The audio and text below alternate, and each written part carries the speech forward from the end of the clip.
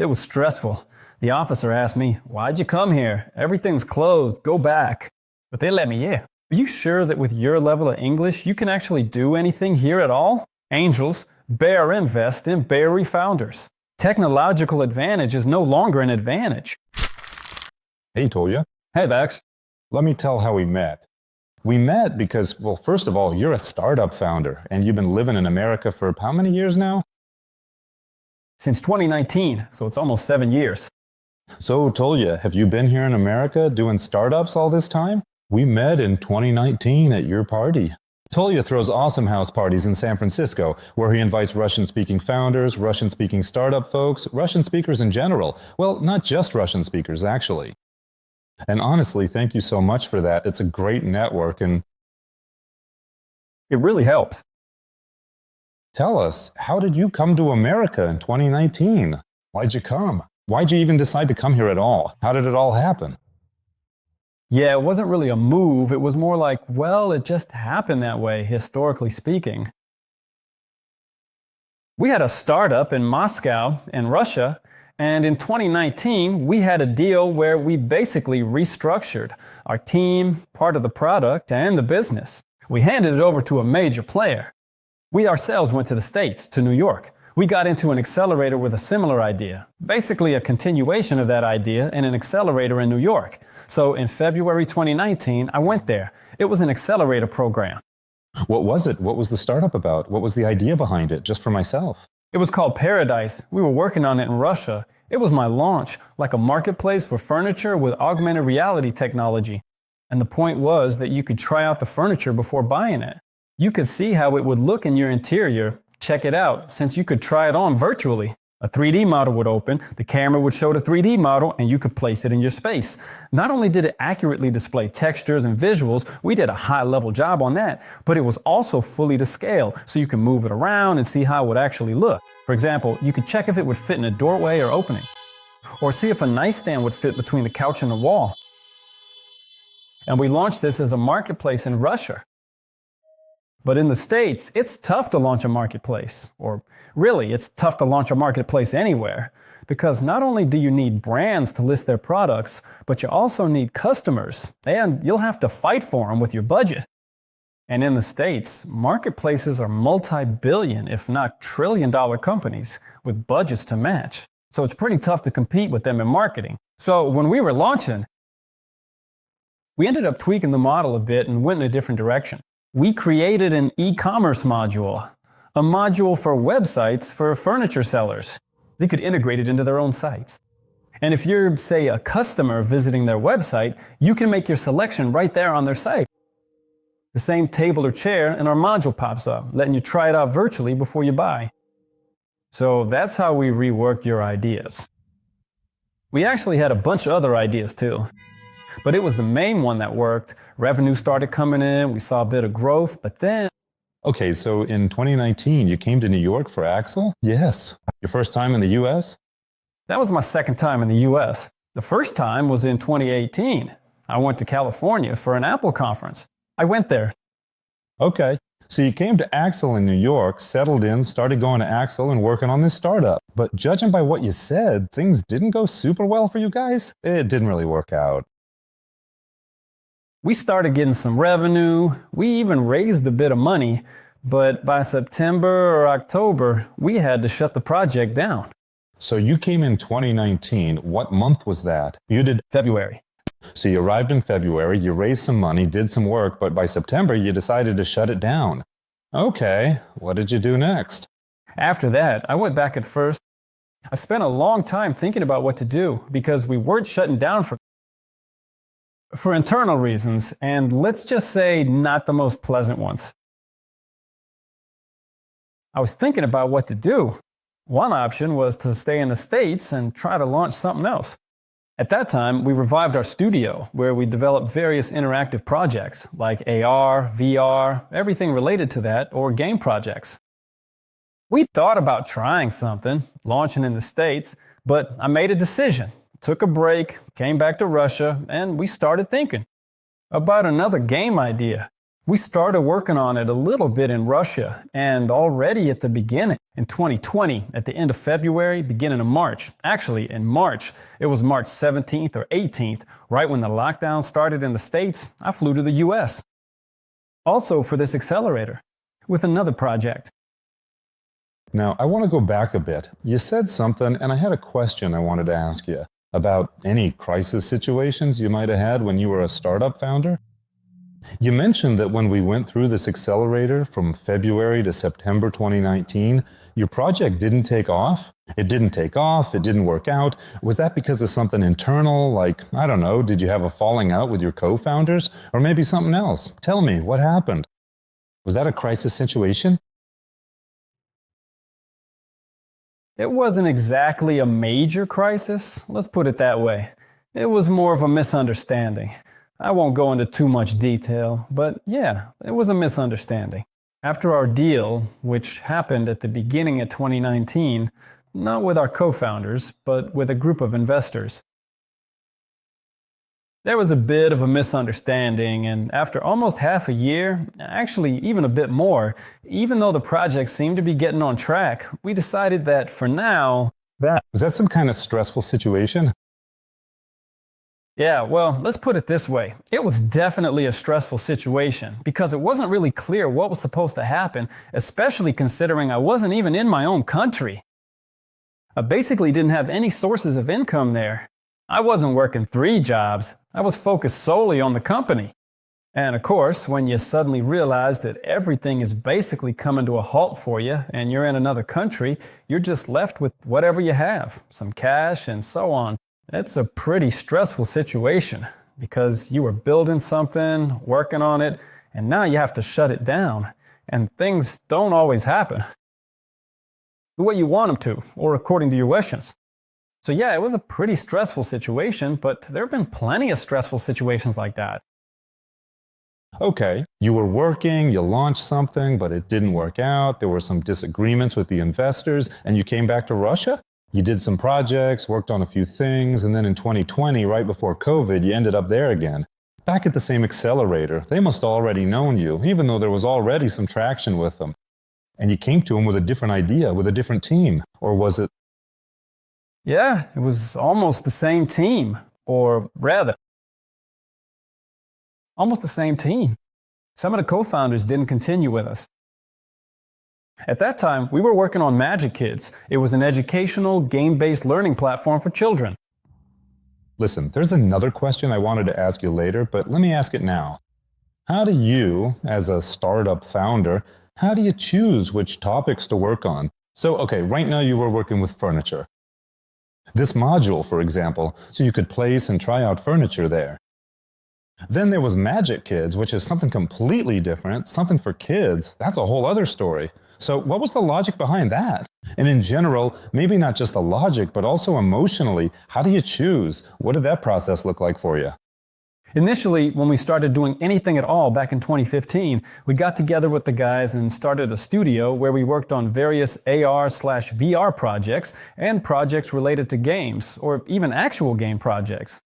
And basically, all our ideas and hypotheses revolved around either AR or VR. Well, or some form of full reality technology, in one way or another. For example, it was used directly in sales in Magic C. We used it there too, but in the end, we realized that the user experience was pretty complicated for kids. How to use augmented reality, because it allows for mistakes, and your user experience can break down. And for kids, well, of course, they forgive a lot if they're super interested. But still, you can't go too far with this technology in some areas. And the core was kind of this interactivity around AR. But for example, in Magic Kids, in the end, we moved away from AR because we realized it wasn't the user experience we needed. We shifted more towards gamification in games. And later on, actually towards the end, right before Magic Kids shut down, we were already looking closely at AI, thinking about how to make something dynamic. For example, we thought a lot about dynamic gameplay. How can we make it so that as a child goes through different levels, their path and experience could change dynamically depending on what they've already done? For instance, maybe the characters start talking to him differently, or the storyline branches off, or the tasks we show the child. The educational tasks that they complete, so that they're created based on the child's interests. For example, if the child likes dinosaurs, then in a puzzle they would need to assemble dinosaurs.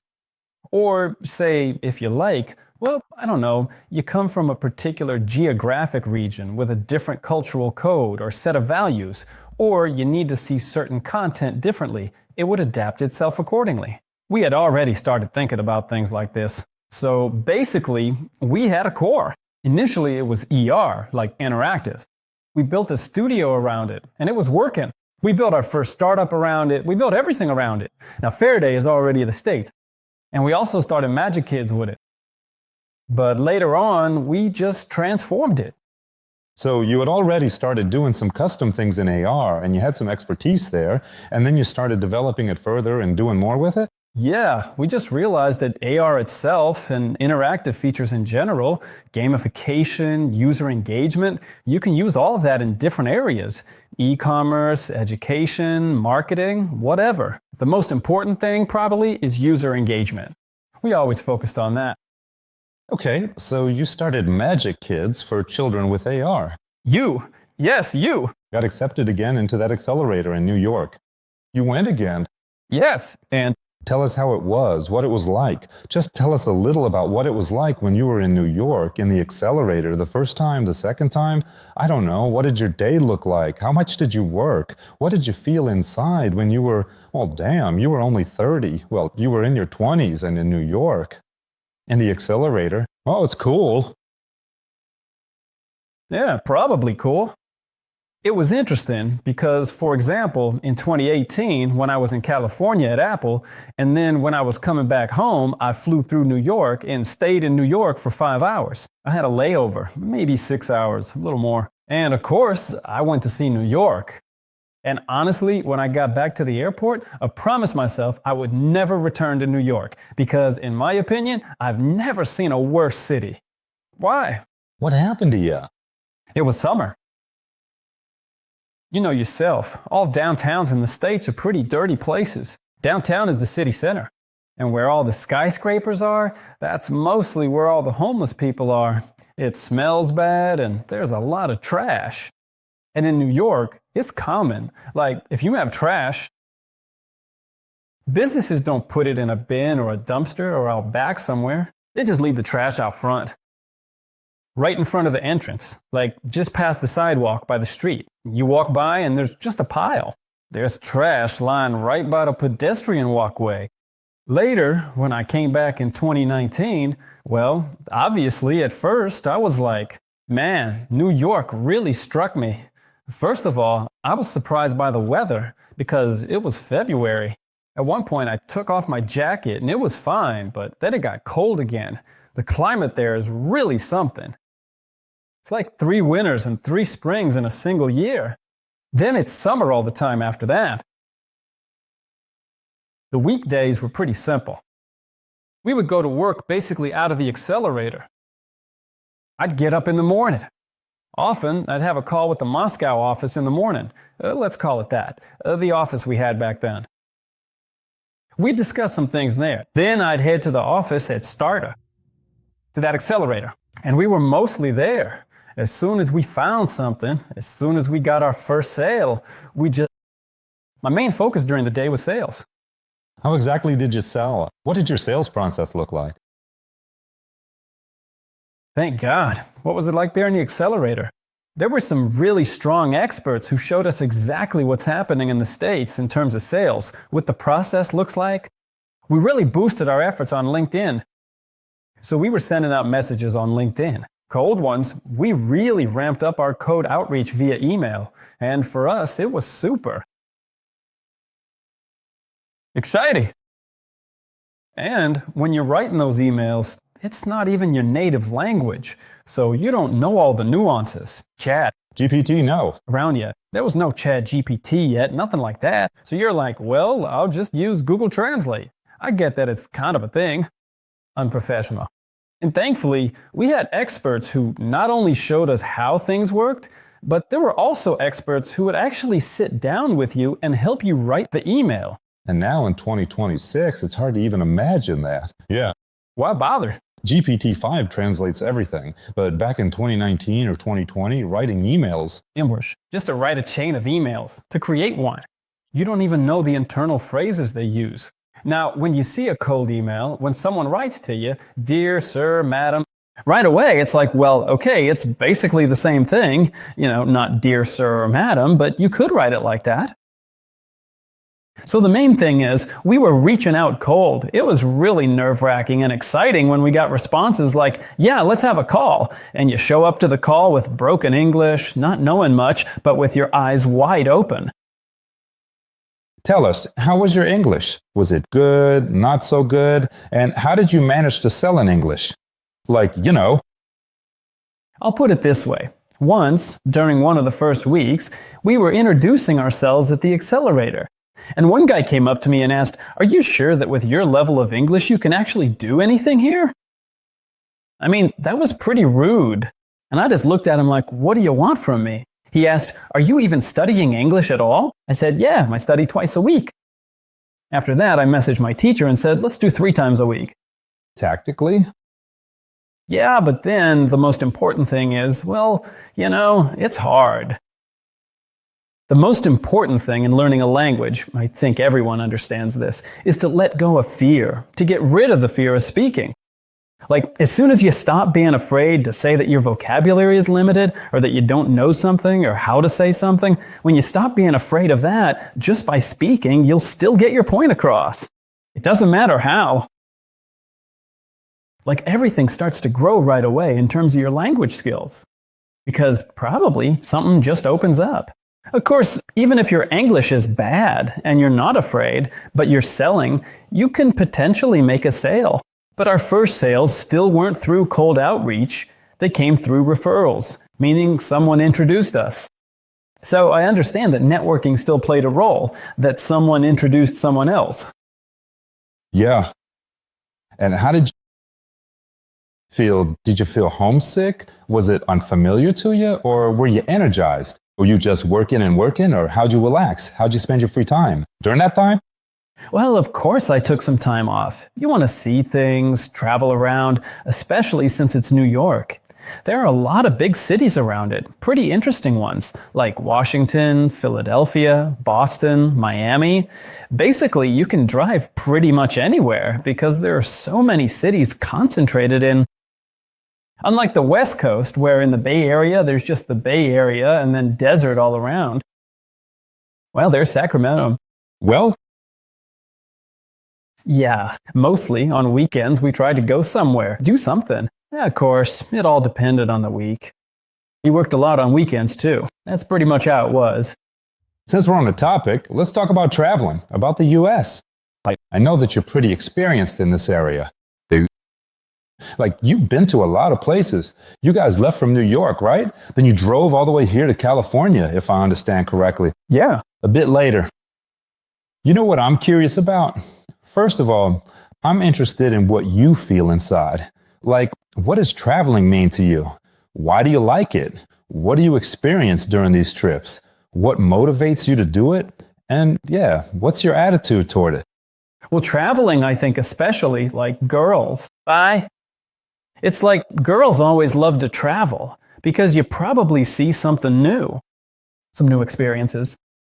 For me, traveling is probably, first of all, a way to unwind. And secondly, when you're traveling, especially in a new place, you start to notice new patterns, new things.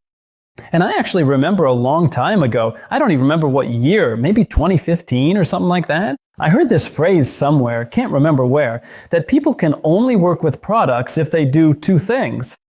It is really only those people who take the time to travel the world and enjoy a healthy sex life who find true inspiration. Without those vital experiences, your creative work simply doesn't go well and lacks the depth it needs to succeed. I definitely heard that before and kept it in my mind, but no, that is not the reason why I travel. There's this opinion, a pretty common fact, I guess you could call it a fact, that in America, every state is its own unique story. They're all really different from each other. California, Miami, Louisiana, and so on. You've been to a lot of states. How many states, let's say, where you stayed at least a day, overnight? I guess I've never really counted. Well, About 10, 20, maybe 30. if I had to guess, I think I visited about 10 or maybe even 15 different places. What do you think about that fact? How different are they, really? From your experience, I haven't been to that many states myself, so I don't have that much experience. How different are they from each other in reality? And how does that show up in practice? The states really are different from each other. They're very different from each other, just like regions in other large countries are different. I mean, if you take Russia, for example, when you go to a different region, you definitely feel some differences in terms of people's attitudes. They might be a bit kinder, more rushed, or, on the contrary, speak differently, maybe with a certain accent. It's pretty much the same in the States. You immediately notice that people are completely different. Visually, you can tell that something is different. Like, it's not the same as everywhere else. But conceptually, you see the same thing. America's the same everywhere. I mean, the traffic lights are the same. The roads are built the same way. Everything is built the same way. And I think the only real difference is in these conceptual little details that you might not even notice right away. For example, in Louisiana, they still use Napoleonic law. What? Napoleonic law? Yeah. Their laws were written back when Napoleon was around because Louisiana used to be a French colony. They still haven't moved away from Napoleonic laws. They have Napoleonic law. I don't know if you can even... They probably have the death penalty, though. Probably not by hanging, but yeah. So that's how different it can get. That's cool. Yeah. Okay. Fact-checking under this. Okay. So you ended up, well, now it's 2020, right? This is your second time. It's 2020. Your second time with Magic Kit? Yeah. Okay. You're in the accelerator, you're working, you're traveling your free time with your co-founder, right? No, with Magic Kit. I came along. You're traveling alone. Well, with the guys. Apparently, from the accelerator, you guys go places, kind of hang out, work, sell, that sort of thing. So what happened next? In 2020, we didn't really travel much anymore. In 2019, we traveled a lot. Or rather, in 2019, we went around quite a bit. In 2020, when I arrived, it was lockdown. I landed at JFK Airport. That was the second time you came, right? Yeah, when I came with Magic Eats. I stood in front of the officer and he asked me why I came. I said, I'm here for the accelerator. He said, everything is closed here. Go back. I said, no, I'm prepared, and showed him the invitation. Another officer came up from behind. Why did he come? Oh, for some kind of educational program. Everything's closed here. Go home. But they let me in. Basically, it was lockdown, and we weren't going to the office. Kinda. Honestly, I could have just stayed in Russia at that time and participated in the accelerator from there. Because a lot of people in that batch, they ended up, being in Italy or somewhere else. They just didn't come because they couldn't leave their countries. It was COVID, and honestly, there was no reason to come since nobody was going to the office, but I still came because, first of all, I think that if you're doing something for a certain country, if your users or your product are focused on that country, you need to be there, because otherwise you just don't understand how everything works. In 2020, it was a great year. What I liked about the lockdown in New York was that all the restaurants were closed until sober. You couldn't eat inside, but you could eat outside. And not only could you eat outside, but they could sell you everything to go, including beer, wine, and so on. It was a rare sight to see so many people walking around Manhattan with a glass or a plastic cup of wine or beer. Well, Mask? of course. You didn't need a mask outside. You'd just walk around sipping your drink. Well, sometimes someone would yell at you for not wearing a mask.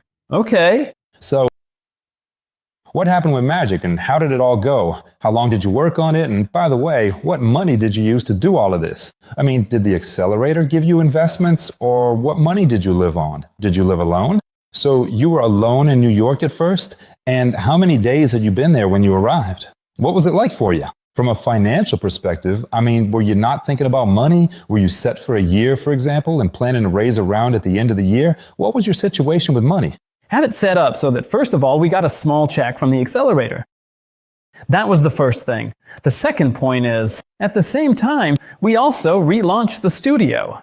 Most of our sales were in Russia and Europe and, let's say, Central Asia. There, it was with karaoke. We had clients there and others and my own as well. The main funding came from investments from Axel, plus we were getting some revenue from the studio. I'll put it this way. It was the same the first time as it was the second time. When I came here in 2020, I didn't have any thoughts about it. About a long-term move, I never thought to myself that I was leaving for good, that I wouldn't live in this country anymore, that I would live there instead. So what was the plan? The plan was to live between two countries, basically to start a business and travel back and forth. The idea was to share the studio and the team somehow. Back then, everything was still fine in terms of relationships and cooperation. The plan was that COVID would end, we'd get through it, but the business would be built on two continents. Considering that Magic Kids could also be developed pretty strongly in different directions in that hemisphere too. Since we already had steady streams of income coming in from both the studio and Magic Kids, we weren't particularly concerned or anxious about our money situation, but of course, we certainly weren't just idly passing the time or sitting around doing nothing at all. So what was the goal? What did you actually want in the ideal scenario? Magic Kids is a game for kids with AR, right? Yes, it's a mobile one. We started out with it as a mobile app. It's a mobile app for kids, ages 4 to 8. Inside, you have different areas like math, logic, English, and so on. And you launch mini-games that are tied to a specific storyline. The goal was that within Axel, we wanted to get more. First, we needed marketing expertise, and second, we needed to gather a lot of information. From teachers, locals, from Americans. And in June, we finally launched our product. That was already almost the end of Axel. And we started actively promoting it. We got our first revenue and we were planning to raise a round, but we didn't manage to do it in 2020 because unit economics didn't have that. So we just couldn't raise at that time. But we started working really actively on it in 2021. And by the end of SU21, we raised our first small round. For Magic Kids? Magic Kids, right? Spend all of 2020 working on it. You try to raise a round, but it doesn't happen. But you still have some money left, plus revenue from the studio, so you have enough funds to keep working on it in 2021, right? Yes. And in 2021, you raise a round? Yes, in 2021, we raised a round, considering that in 2021, I went to Moscow for some business, and while I was there, I was also traveling around trying my best. I was working on making different connections with Russian investors, angels, and Emirati investors. We tried to make something happen. Yeah, it didn't work out for us, but by the end of 2021, we managed to raise part of the round. We needed to close it at the beginning of 2022, but on February 25th, I realized that no more checks would be coming. How much money did you manage to raise? Not much. At the time, we were raising at a $2 million valuation. We were raising, this was an angel check in my view. We raised about $150,000 to $200,000, something like that. Okay, so you're still struggling. I mean, the business is kind of moving along. Do you still believe in it, or is it more like, We realized, look, when we launched Magic Kids with augmented reality that summer, we understood that something wasn't working right in terms of retention, repeat usage, and how deeply users were engaging. We were observing in general. We did a lot of tests, user tests and play tests with kids overall. So we made arrangements with certain parents. We signed agreements that we wouldn't use images of their children in any way, and they would record videos of their kids playing Magic Kids. And we analyzed everything and realized that augmented reality, if you use it as the main foundation, actually gets in the way.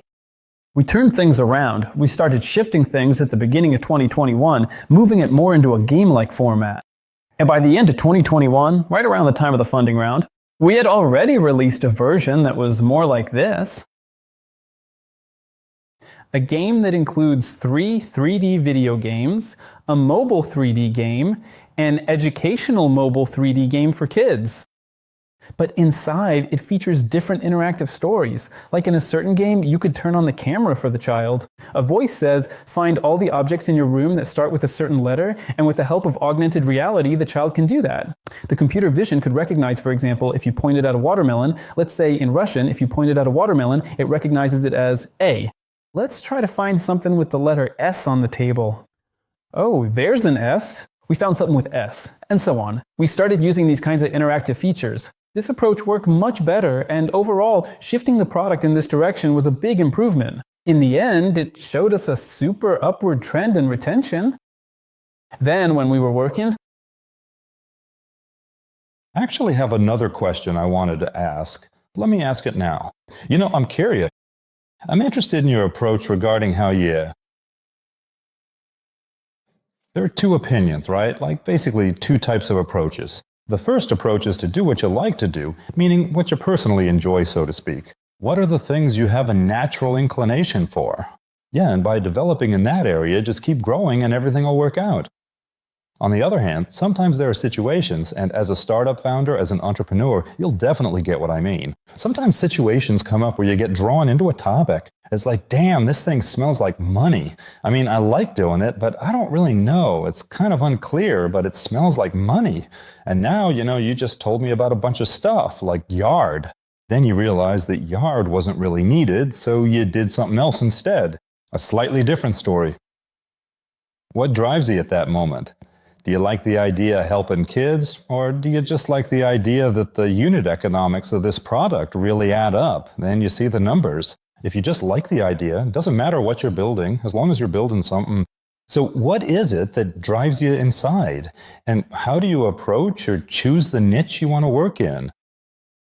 well, when it comes to the niche, I guess it's still about what drives you. I mean, basically, we started with interactive SERA, and that was kind of just a way to make a living after all. And even when it came to Magic Kids, why did we go into Magic Kids? Because we had already seen, for example, with our custom projects, like the ones we did for museums, especially for their children's play groups and so on, we saw that kids were absolutely thrilled with AR.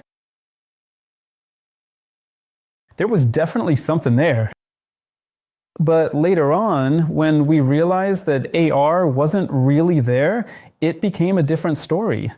Okay, even AR as a whole seemed like it wasn't really taking off.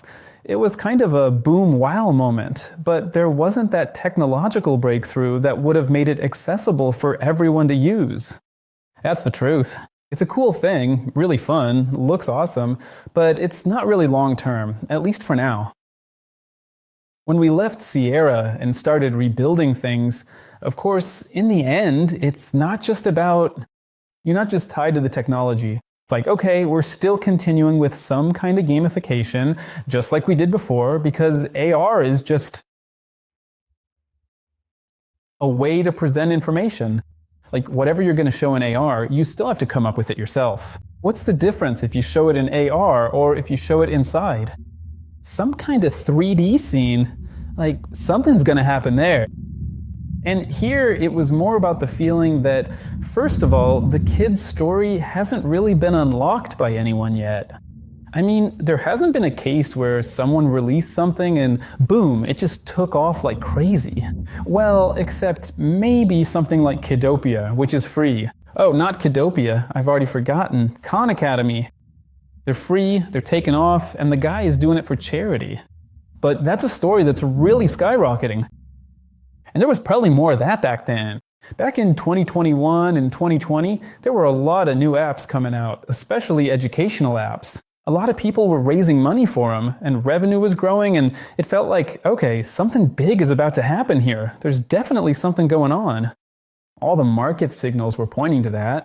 The kids segment is really rich. There's a lot you can be here.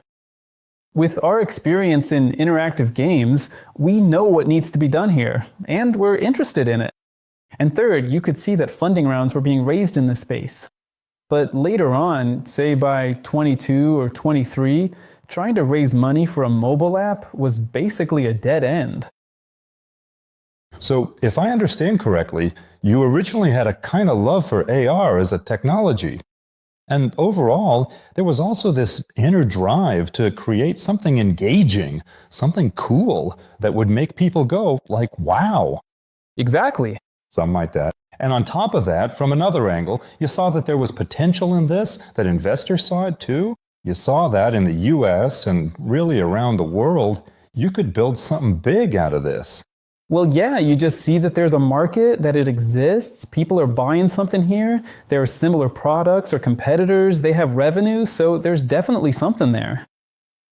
The topic seems to attract investors. We're in this space. We have expertise, so why not? You keep saying we. Let me ask you about your co-founders. So all this time, did you have the same co-founders, technical guys, or were they different people? Furniture, Magic Kids. How did your relationships with them work out? At Faraday, we started out with a lot of co-founders back in Russia in the furniture business. Later, when we moved to Magic Kids, only one co-founder came with me. Was she a techie? Was she the technical one? She was the CTO, and together we actually rebuilt the studio. Then we built Magic Kids together.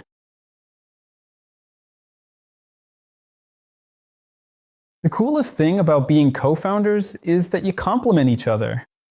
She and I are actually pretty different. So we had this one investor who came in during 2023, and before investing, one of the steps for checking the team was taking a psychological test. Some kind of test. Someone from the Harry Potter world? And according to her psychotype, it showed that we are completely different. But in some framework of psychotypes, we're actually complementary to each other. And so we really do complement each other. But yeah, we've been building Magic Kids together for almost 4 years. So it turns out. Okay, so you're in New York during lockdown, you're building Magic Kids, you've raised part of the round. You need to, in 2022, you started to close it. And then the round comes up in 2020. February of 2022, you realize there won't be any more people. And why is that? Is it because you have an employee? So basically, you had a legal entity back then. Yeah, it's simple as that. Actually, first of all, that's when the whole crazy cancel culture started, and everything Russian was getting canceled. All right, got it. Makes sense. Let's switch to another topic. What are you doing? So that's the situation. What are your plans? How much do you have in reserve? What are you thinking? At first, obviously, it was a shock from the standpoint of not knowing what was going on, because the studio also suddenly hit pause. The studio is the custom A arms, right? Yeah. Custom ones. I realized that the flow would start to dry up soon, but I didn't feel like it was going to be super long-term. And I was betting that we would restructure the studio in just a few weeks. Right away, we said, okay, let's split things up and put extra focus on the US separately. We registered a separate website there. We translated everything over there and started aggressively selling in the US. We had projects from the States. What about custom development? Yeah, why not? We can definitely try to see a thing. I didn't want to do this at first because I didn't want to lose focus in the States by spreading ourselves too thin, but since things turned out this way, why not? And the second point about Magic Kid, we just got on a plane and flew to California for 3 weeks to figure out what's going on here. In March, I spent 2 or 3 weeks in California talking to different investors, going to various founder events, trying to figure out if it's possible to move quickly here. I talked to some people, even got a few angels interested. I thought I would close deals with them, but it didn't work out. But that's how it went, yeah. Is it just that there's a higher concentration of investors in this scene in California? Yeah, the Bay Area is probably the hottest spot for raising investments, in my opinion, because there's a huge number of people here, all packed into a small area, who are focused on investing. They have money from their own companies, or after exits, or some of them, I don't even know. They're old money.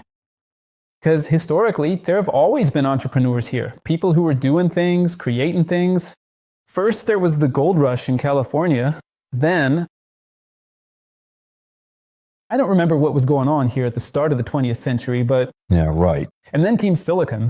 All of that. So now everything has just skyrocketed, but still, there's always been some kind of party or scene happening here. I think that if you want to raise money, you really need to come here. And honestly, I think that's partly what happened. I came here, I tried to get a sense of what's going on with venture capital right now.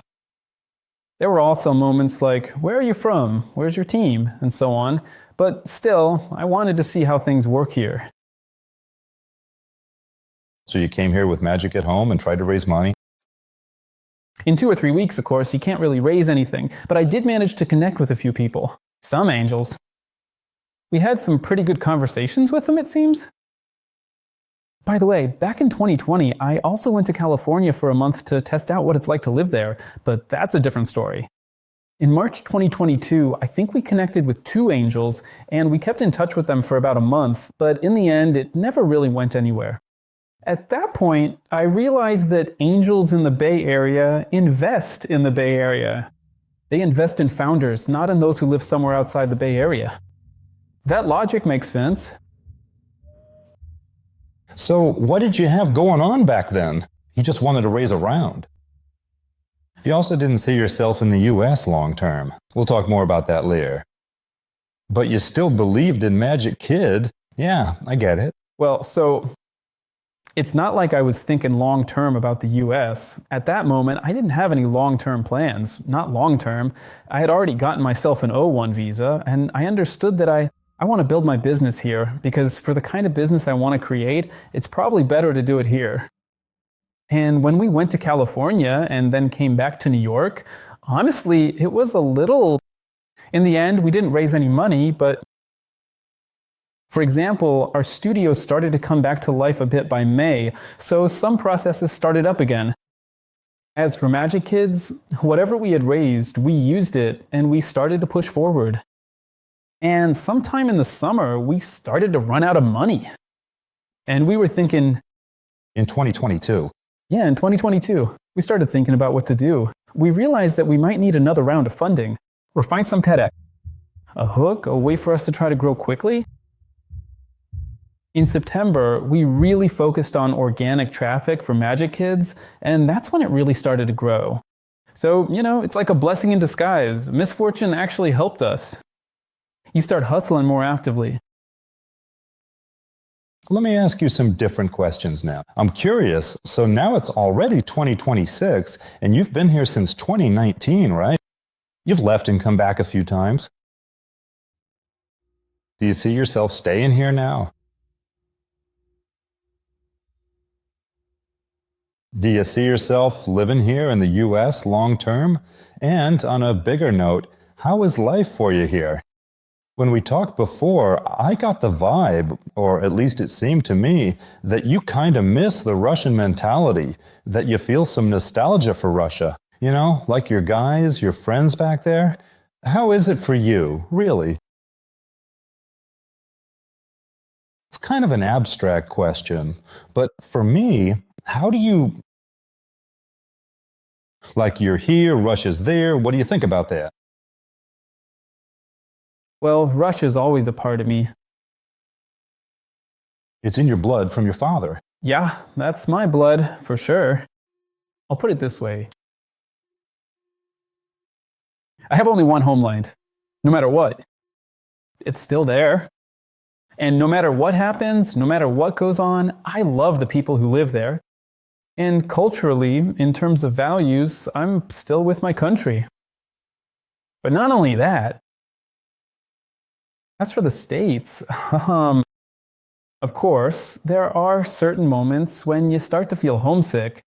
I think every immigrant goes through that At some point, you just get tired of it all. You want Bullets. almost. Not exactly. You want to walk around the streets. You want to see some of the things you used to see before. It's kind of hard. The way I see the States is that right now it's my home. It's where I live. My concept is that I should be where I can get the most out of the moment. Most likely, more value than anywhere else. For example, why am I not in Italy or somewhere else? Because what would I even do in Italy? Most likely, I'll be the most useful in the Bay Area, and that's where I'll get the most out of it. It's the most beneficial for me.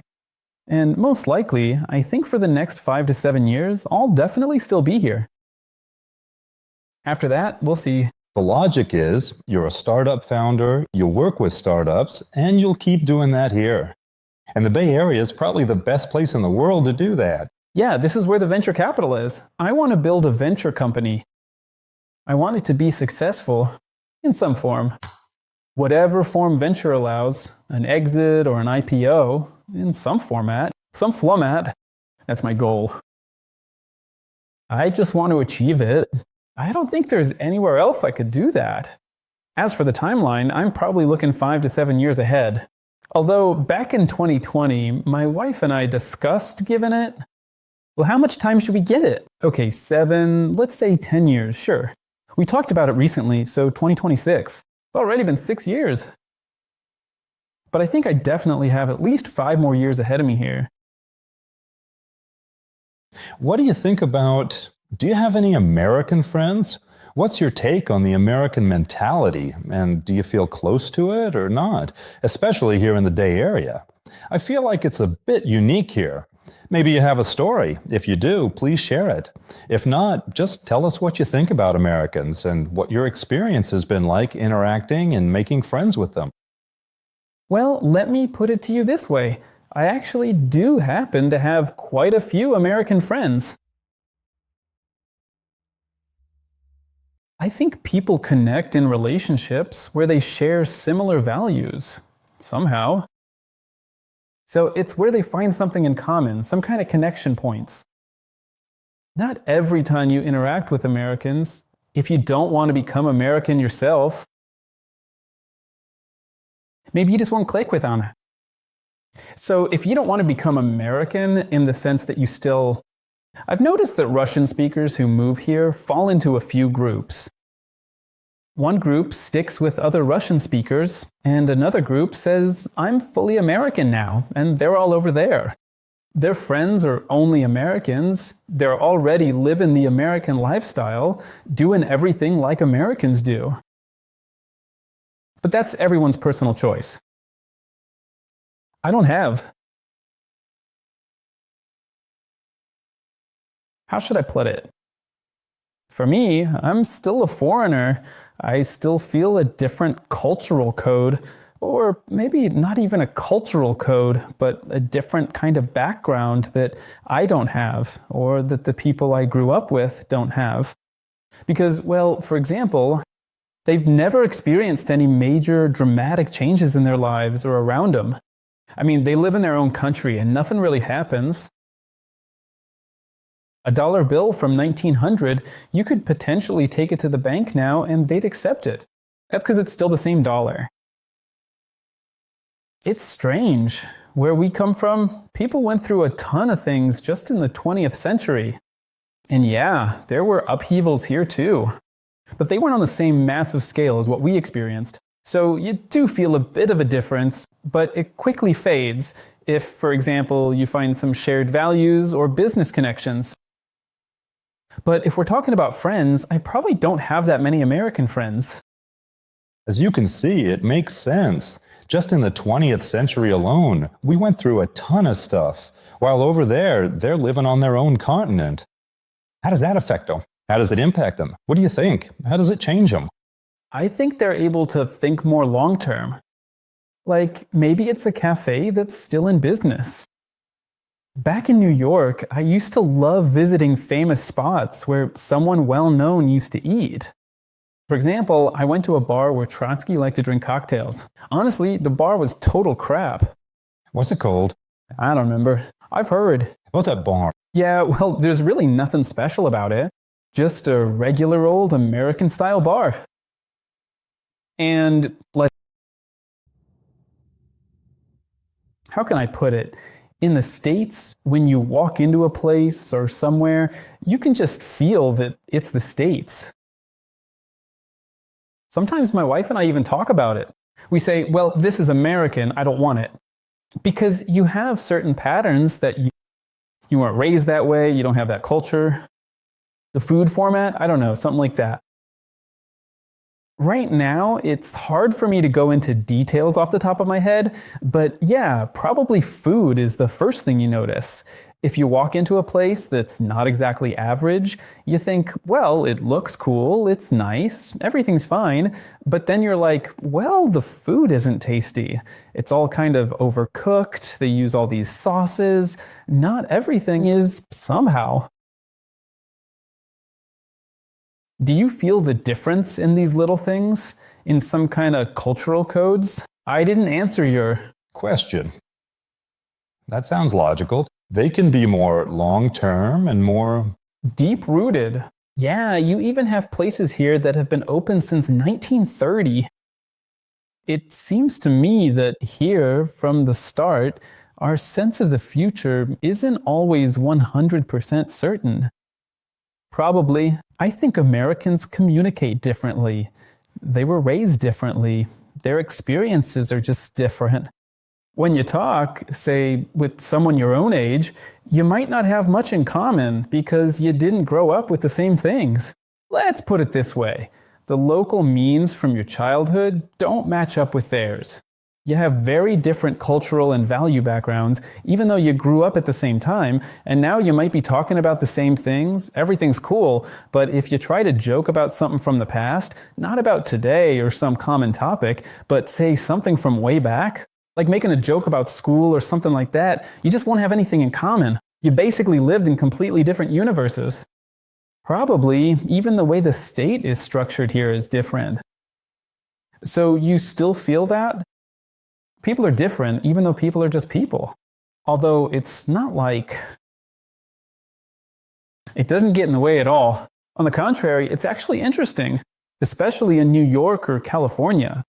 That's not really America itself, because these are very international states. And for example, I don't even know how many real Americans live in California. I mean, in the Bay Area. I think it's maybe 15 to 20%. The rest, I think, are all immigrants. It's the same in New York. You just walk around and there's this multicultural vibe all around you. People have come from all over the world. But I remember in Texas, you're standing in line somewhere for barbecue. Everyone in line's American. My wife and I are there speaking Russian, and the whole line just turns around. Will you guys follow me?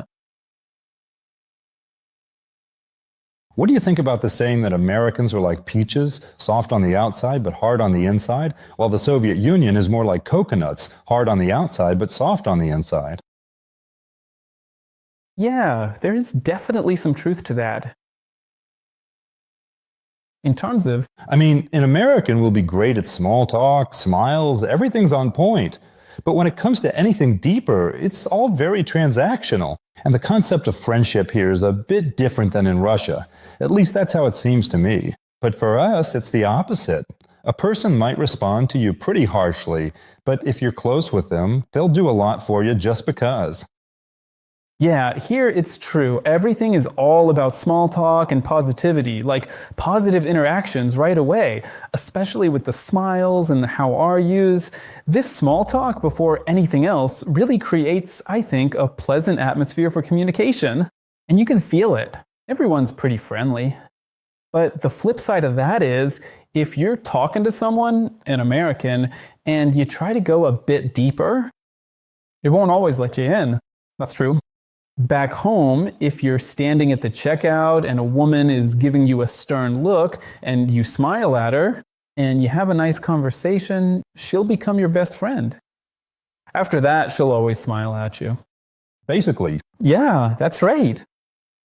I wanted to ask you something else. You said you want to build a venture story? A big one, like a successful startup or an IPO or maybe an exit, something like that.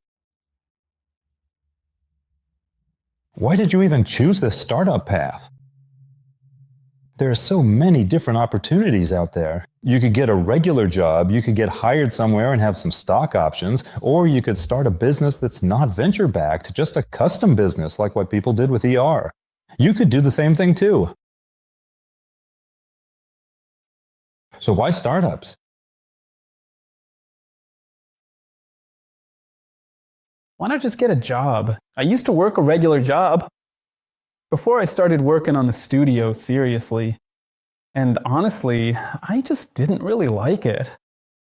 It just wasn't really my fame. Maybe I just wasn't working on projects that truly inspired me. Or actually, I was working on projects that inspired me.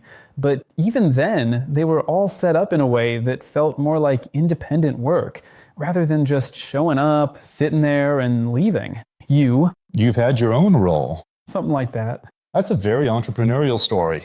Yeah, I always wanted that. Back in college, we started a travel agency. We launched all sorts of things. Basically, I tried. I was always more interested in building some kind of system. It's like business. It's kind of like assembling a car.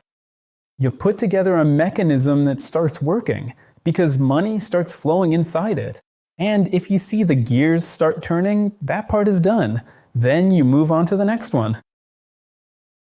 You feel like you're putting something together. It's not that working for someone else isn't like that. Maybe, I don't know, I can't really say why not a regular job, but why specifically venture and not, say, the real sector of the economy, if you put it that way? First of all, in venture, your chances of winning are, of course, much lower. I mean, there's only a 1% chance that you'll be that one. But I believe in my luck. And that 1% can open up way more than anything else could. Plus, in the real sector, I've often thought about different things like, well, maybe a cafe, a bar, something like that. Or even, we considered a travel agency or a studio actually continuing with something like that. But there's this feeling that it's not exactly hitting a ceiling, but I just can't find it. So far, there's no kind of big, scalable story there. Well, take Dodo Pizza, for example. It's not like everything there is obvious. The guys opened a pizzeria, turned it into an IT system, and sold franchises. Their execution was really strong. The team and Fyodor himself worked really hard to achieve what they did. I haven't worked that much in the real sector, probably, and for now, it just seems to me that my experiments there will be more complicated than building what I already know, like IT and venture stuff. It's just kind of my legacy. But eventually, the real goal is to get to the point where you're not just doing business, but actually creating. Like launching the projects you want to launch. At that point, you can work on all kinds of things. You could open a bar or do something else, whatever you want. Open a lemonade stand. Once I actually had a lemonade project. We opened a location. At first, we sold lemonades through e-commerce, through websites. That didn't go so well. Then we opened an offline spot in Mega. You might have heard of those malls in Russia. We opened in Mega Teply Stand. We opened a location there. You ran all Sutter. We made a small profit. And in September, when September 1st came, I went to the mall and it was empty. The whole month of September, the mall was empty except on weekends. Our weekday revenue and we closed right away. Basically, we worked for a month and then we were like, no, this isn't it. But our lemonades were a hit at the summer festivals. That's where we were making cash. What did we do? We'd take lemonade and add dry ice to it, and it would start bubbling. You'd get a lot of smoke, and everyone would take pictures. It was awesome, and I think at the food court the only lines were for us. It was cool. You mentioned the bar. Interesting you brought up the long-term aspect. By the way, I think there's something to that. Why'd that catch my attention? Because at those parties I've been to, you're often the one making alcoholic cocktails. You clearly love it. You mean the bar? Was that just random, or did you mean the bar? Was it because you had some dream or idea to open your own bar? Not exactly a dream, more like an idea. I just have this desire to do some kind of food project. Honestly, I even did a bit of research last year on what could be done with this in San Francisco. But opening a cocktail bar is... A pain in the ass? Not exactly a pain in the ass. It's just unclear what's going on with the unit economics. There's no guarantee it'll pay off, and so on. If you're going into a food project, I think it's easier to start with something like a dark kitchen. Delivery, build up the brand. Given that you're working with a dark kitchen, you can run a single kitchen, rent out some space, and you're not limited to just one brand. You could do 10 brands there. Okay, maybe 3. Let's say making burgers. Rolling sushi nearby and doing something else too. 3 different brands, but you're renting just one space, and you have a single delivery operation. So there was this idea that maybe we should try something with a dark kitchen, but for now we've decided not to move forward with it. But conceptually, I find the whole food business interesting. I love cooking myself. I love cocktails. It's not like I'm a bartender or anything, but I really enjoy delicious cocktails when they're made well. Let's get back to your story. You're 22 years old. You came to California, checked things out. You realized that the Bay Area is the place to be. You understood that if you want to do venture, and if you want to be in venture capital, you need to do it here and keep going. So you moved. 22. We were still in New York then. I was still living in New York and trying there as well. Trying to figure things out, because there are funds there too, of course, but not all of them are so. There are tech funds there, actually. But not everything is so focused on ed tech. It's more about real estate and finance there. Of course, there's a lot going on in terms of startups, but obviously, in your mind, I realized that most likely I needed to come here. After that, in 2022, at Magic ITC, we figured out how to drive organic traffic. We built a strong marketing team that worked on our internal funnel. We gave things a pretty good boost. So the last quarter or two of 2022 went pretty well for us. We started off 2023 strong. Everything was going well. We began raising the next round because we were already running out of money. Revenue's growing, but you're still operating at a loss. That is correct. Yes, indeed. Negative growth. Yeah, and the revenue from the studio was still helping us out. And in 2023, we just reinvested it all into Magic Kids. So it wasn't anything out of the ordinary. Part of the team was working on studio projects. Their cash flow just came from those projects. Everything else was reinvested back into Magic Kids to cover all the expenses. So basically, you really believe in this story? So this is all ready. It's not even really a venture story anymore, because you're developing this not with your own money, not with venture money. That money is basically running out, and now you're putting your own money in, so you really believe in it. Yeah. And you're all in. Yeah. Moreover, we could even take out loans there to pay off something, project by project. There was a lot going on. We're super. If you're going to do something, do it. That is actually a very entrepreneurial way of thinking. It's tough. It's not exactly a walk in the park. Then in 23, we raised another round, also a small one. At Magic Kids, we actually raised money in chunks that helped us pivot, test things out, and so on. In May of 23, we raised from 2 specifically American funds. We raised from Ocean Capital. That fund is based in Ohio. Ocean Capital? But they're not on the coast, right? Not at all. Not on the coast. Yeah, their whole concept is something about the ocean, something like that. We raised from them and from Sandstone VC. Those guys are from LA. We raised a small round and started reworking the product to make it more multiplayer. We realized that virality among kids comes from their communication because they all love online games. Roblox. That's a super clear example. It's not like we planned to compete directly with Roblox, but for attention, of course, we had to compete with Roblox. And yet we were moving toward a multiplayer story, trying to push that. And at the end of 23, we relaunched and started boosting. It didn't really take off that much. We started to realize that we needed to test a few more things. We thought, okay, the next pivot. And already in April 24, we raised another round for yet another pivot. We pivoted, tested things out, but we just couldn't get it to take off. Like, our revenue always looked like this. Basically because of organic traffic.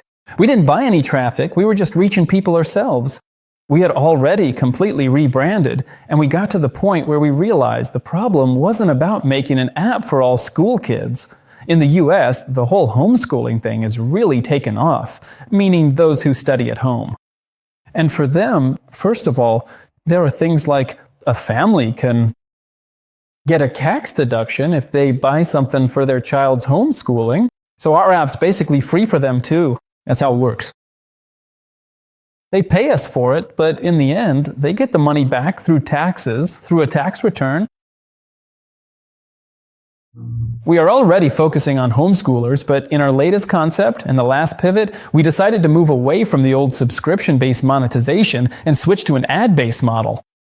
It's kind of strange to advertise something to kids, and not everyone allows it. To be perfectly honest with you, I'm not entirely sure exactly how legal it is, but that is just the current situation we're facing right now. It shows ads to the child. Mostly it shows other games.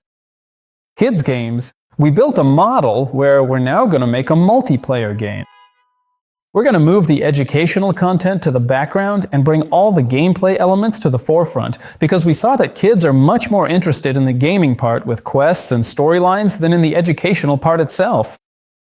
We put the whole multiplayer aspect front and center, made the mechanics more game-like, worked a lot on it, and held playtests. Our most recent playtests were held at our office in Manhattan, New York. We invited kids to participate. And you actually got them to come? Well, we sent out emails, made introductions, posted announcements. You just spread the word everywhere. Kids would come in, we'd set up GoPros on the tables, give them tablets or phones. They'd play, we'd record everything. They weren't supposed to leave their spots, so we set up the cameras to capture exactly what they were doing. Afterwards, the whole team would sit down and analyze how they played, because you can't understand everything just from analytics, but this way you really get it. And at the same time, in another mall, also in the kids area, there were other guys doing the same thing. So that's how we ran playtests in 2 separate streams. So they specifically found a spot in the mall and set up a small island there. Or they put someone there whose job was to catch kids and let them play, so they could collect this kind of data. Pretty much, yeah. There, let's say, we made a deal with a big amusement park in a mall in New Jersey. That's already not far from New York, and it's a kids complex with a lot of robotics and tech stuff. They could control drones, they were flying ships, and they could drive little cars. Basically, it was a huge playground with all sorts of tech toys. Obviously, there were a lot of kids there, and we would just approach them. Or the adults. Or we'd say, we're running a playtest here, and you could win a $50 Amazon gift card. If your child plays, we'll just record it. They would sign that they didn't mind us filming. Wow, that sounds like a ton of work. So it sounds like, at least from what I gather, you've been working on this magic kit thing for many years, and you're really doing it in the best traditions of entrepreneurship, meaning you're pushing through no matter what. And it's constant pivots, like you're always changing something, tweaking your approach, figuring things out, and making changes, right? I can imagine what that's like. I want to get to more of what's happening right now. So how did it all turn out in the end? All of this? I mean, you keep working and working and working. You seem to be charged up. Pivot, pivot, pivot. Yes, the last pivot was when we released. In that model, we needed to pump up traffic. We pumped up the traffic. We saw that something was going wrong. We started a little bit. We changed the gameplay a little, looked at it, maybe it'll improve it. We relaunched, but nothing took off, and we just started to discuss what happened. We realized that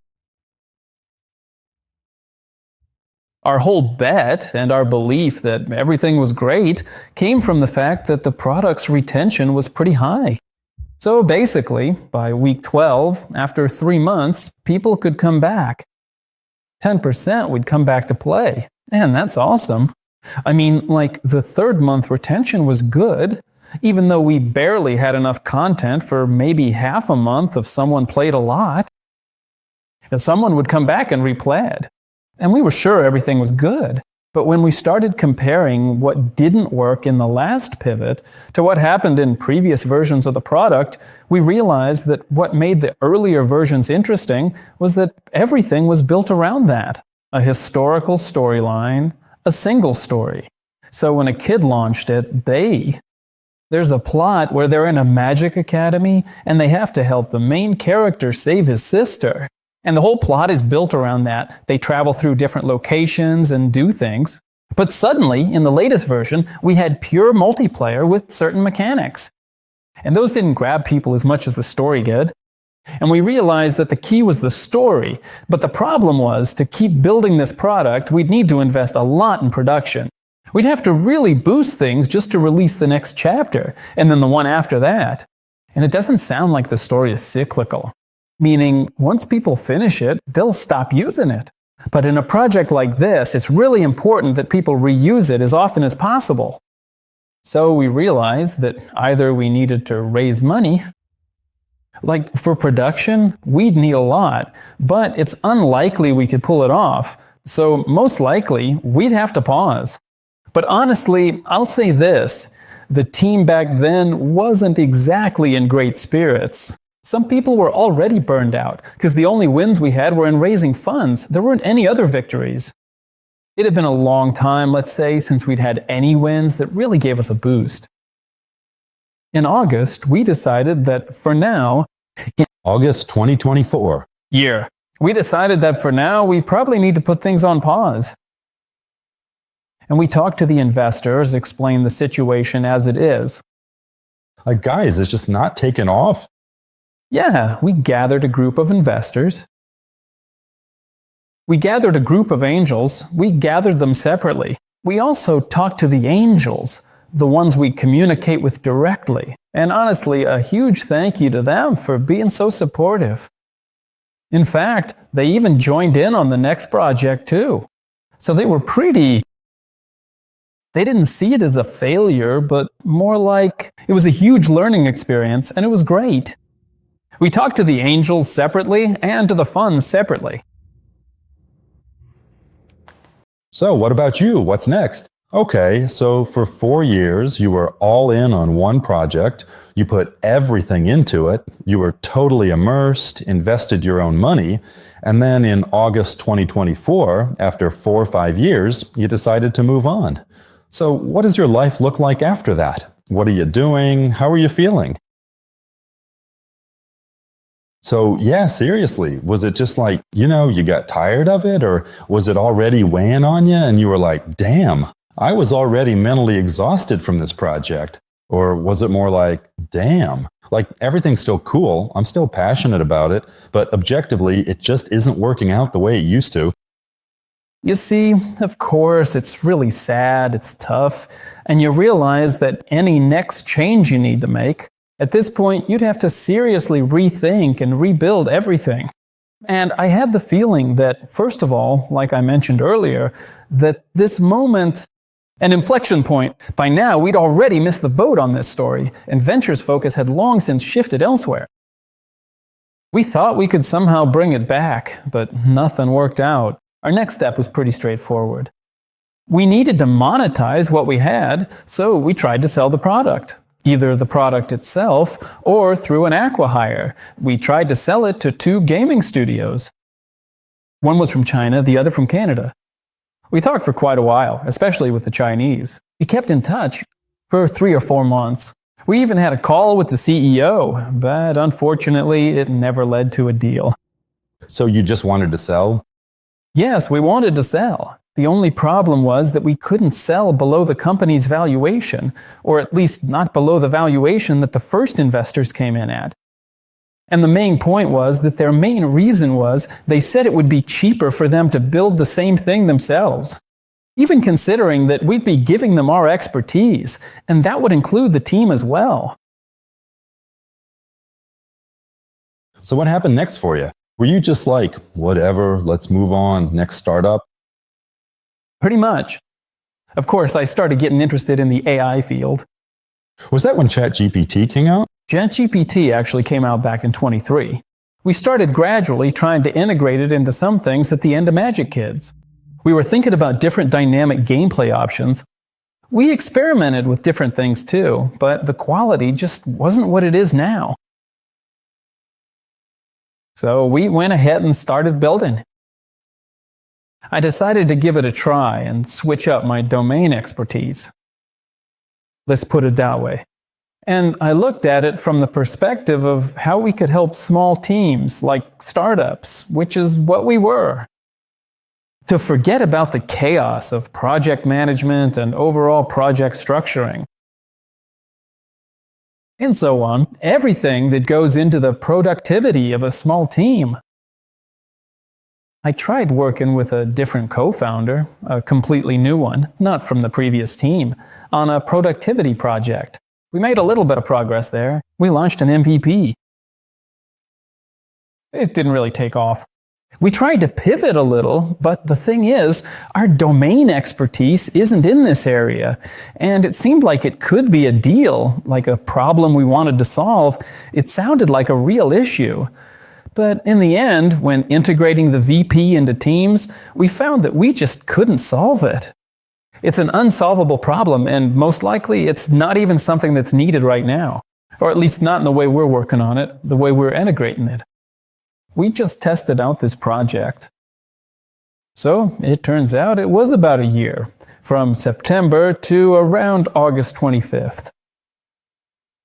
Honestly, we only recently released the last round of testing for this project, just to see if it would work or not, but again, it didn't work out. And by October 2025, we realized that something was off. It just wasn't taking off or gaining momentum.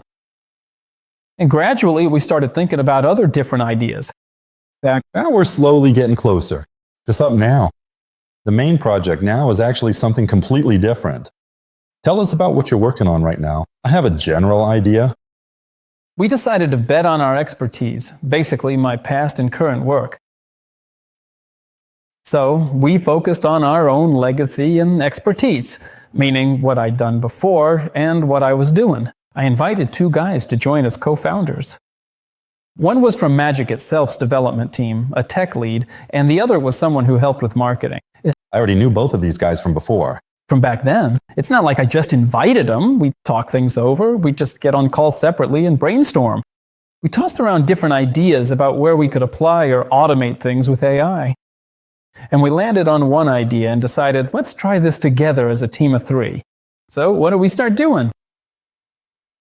When games advertise themselves, they can either show a video in the ad or give you 10 to 15 seconds. A gameplay so you can actually try it out right in the ad. 10 to 15 seconds. This kind of gameplay is called playable ads, and playable ads convert about 8 times better than video. So the benefit for game studios is huge. They give a lot more traffic for the same amount of money, but the problem is that producing just one of these playables is pretty expensive. In terms of time, it can take up to 2 or 3 weeks. And in terms of money for a developer or a team, it can cost $1,500, $2,000, even $3,000. But we learned how to generate them. So we started generating these playables, creatives for game studios. We built an MVP pretty quickly, found a model that allowed us to sell, and immediately started selling. And since October 25th, we've been actively working. Our revenue started to grow gradually. More and more game studios are joining us. For us, it's not really a different area of expertise. It's the same as before: gaming, interactivity, and so on. And overall, our first clients came from our contacts, from our network, because we're from this industry. That's what kind of the project it is. Sounds cool. Because first, you're reusing your previous expertise, and second, you're tapping into something that's trending. Trending, in a good way, you're hitting a hot, relevant topic. Honestly, it sounds really cool. I really appreciate it. It sounds cool because I think you're actually a great example of an entrepreneur who just keeps going, you know? You just do, and do. Like, if it doesn't work out, you try again. If it works, you keep going. A true startup guy. We try. Really quickly, before we wrap up, I wanted to ask you about something.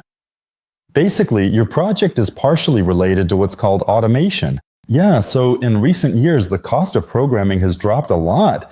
AI can write code by itself now. It's becoming more convenient, faster, and it optimizes a ton of things. So basically, your project is connected to this, and that's what interests me. Did you come up with this yourself, like from a business perspective? Are you more focused on sales, attracting investment, and so on? Have you started to use or dive into programming more yourself? Maybe some simple scripts? How do you use no-code or low-code tools in your work now? And how do you personally use them? I get it. We're not experts. Neither you nor I are like Altman or Varvara. How do you see things developing? Where do you think all this is headed? No-code or low-code development? In terms of how we use it now, well, obviously, everything is being written by us. And in vibe coding, it's a super booster for a person. Are you using everything to the fullest? Cursor? Is everything in Cursor? Our goal is to unify our internal knowledge base, ecosystem, and automation. What do I mean by that? So that, either through Cursor or other solutions like CloudBot. We've just launched CloudBot. Internally, it's connected to our systems and to all internal chats.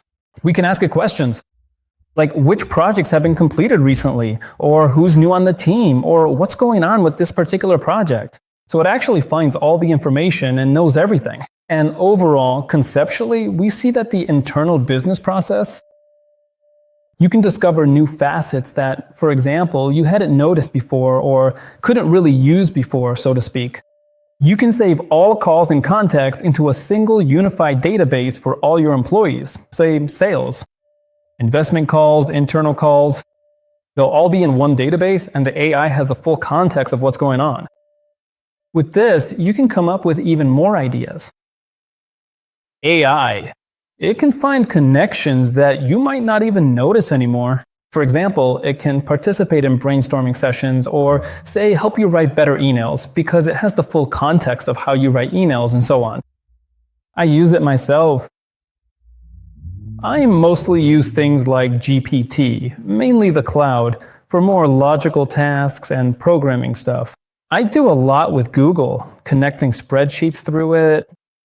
I haven't actually written anything myself yet. I just want to get to that internal point where I can start writing some things, tools, or internal use or for myself. But right now, I just don't have the time to really dive into it. I use various AI tools to help me write, do market research, find competitors, run analyses, write all the text, come up with ideas, and phrase things correctly. All emails are now written only with the help of AI, not that they're sent through Google or anything like that. Of course, everything still needs to be edited, but still, it's a different kind of work now. Now, I only write emails myself if I really need to reply quickly or if I'm writing in Russian, because I don't use AI for Russian. With Russian, everything just comes out way too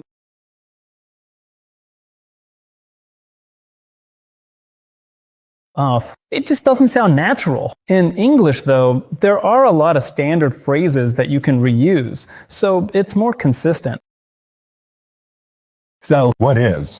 All this leading to? I think what the big tech market is showing and what the current use of these technologies is showing is that there will be optimization, not in the sense that people will lose their jobs because of AI or that AI will replace them, but in the sense that AI is like a powerful exoskeleton for those who are already very strong. For example, I recently heard this idea that no-code coding is the new product management. It makes sense because a product can now create itself. Like, it doesn't even need developers anymore. Or at least they can make an MVP. I know some guys from a skyrocketing New York startup. They're founders, or rather, they're all founders. He built a tool himself over the weekend for their tracking system. It was either for employees or couriers, whoever they have, since their business works with couriers. So there are a lot of them. They need to consolidate a lot of internal data. He built a tool that they used to pay $400 a month for. And 2 weeks later, he published a post saying that people often ask in my comments, and many wrote, "Let's see how it works out for you." What's this tool do? It's just an MVP. 70 employees are already using it. And I've already connected 2 projects that are adding modules to it, and they're not even developers. I think what's going to happen is that the structure of personnel in companies will shift toward having one strong multi-leader who can drive a lot of systems, or someone who is supercharged by these tools and can be way more effective, basically replacing 10 people. Because today, a single developer, say a front-end developer, that's already becoming obsolete. Why? A developer, if they know how code works, can do it themselves. Basically, they can write everything with the help of code assistants or whatever else. Most likely, I think, there will be a restructuring of personnel. A kind of consolidation. There will be these super boosted individuals, and most likely, micro teams will emerge that will drive the economy. This hypothesis was the basis for the previous idea about productivity, that micro teams are the future in terms of work efficiency, because now, to launch a project in a micro team, you need fewer people. You no longer need 10 developers, you just need 2 developers, and so on. I think everything's moving in that direction. Of course, there's a slight feeling that this is a huge bubble. In terms of real market penetration, because obviously everyone is talking about it. Every banner is about AI. Everything is about AI now. There's a bit of fear that after the IPOs of the big players like OpenAI and Anthropic, it'll all be over, but maybe not. But here, AI actually brings real value.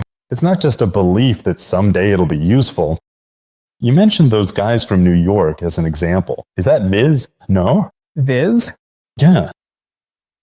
The one where the owner wrote ToolZoom himself, which used to cost $400, and for some people that was a whole SaaS product. Someone actually made a boxed solution like, we'll build this system now and sell it to everyone. With the same solution, it's basically already SaaS. I think the most interesting thing about all this is that, first of all, technological advantage is no longer an advantage. What do you mean? By that, a vivid example is that SaaS.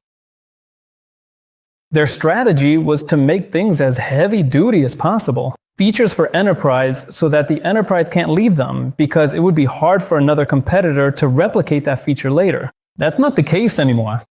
Now, here's a vivid example with that same guy. He just cut himself off from his own clients because he made the same SaaS product himself. Yeah, and these kinds of changes are going to keep happening. I think that SaaS, in its usual form, will keep evolving. Some things will die out, but conceptually, it'll just transform into something else, something different, simply because technological advantage is no longer an advantage. Even the same DeepSeek launch when OpenAI. Really? Honestly, what kind of chips did they use to train all of this? And was it really as cheap as they claim? But still. OpenAI's results were apparently replicated pretty quickly. This shows that, apparently, technological advantage really isn't an advantage anymore. So any gap like that can be closed quickly now. Now, it's all about building marketing, most likely. And about entrepreneurship, I'll put it this way. Compared to marketing and the user experience around everything, and most likely marketing, I mean funnels, sales, and generally understanding the end user's problems. And the second thing I think is that entrepreneurial itch you can't ignore. The deeper it is, the more competitive you are. Let's put it that way. Thank you. It was a pleasure talking to you as well. Special respect for the fact that honestly, I think you're a great example of a natural-born startup founder, someone who just, feels it and does it. So thank you. Thank you for coming. And thanks again, especially. Right now, we're at the Start Academy Startup Academy. AI Start Academy? Among all the startup masterminds, my friends. Special thanks to the guys for inviting us today, giving us the chance to record the podcast and providing the equipment. Everything. here is awesome. Yeah, it was pretty cool.